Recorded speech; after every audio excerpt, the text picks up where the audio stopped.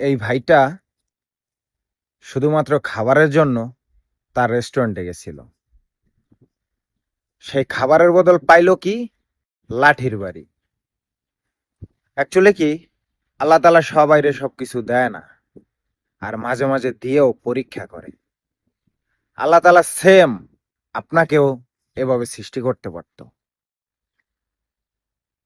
কেন শুধু শুধু আপনি লাঠির বাড়িগুলা দিতেছেন তারে?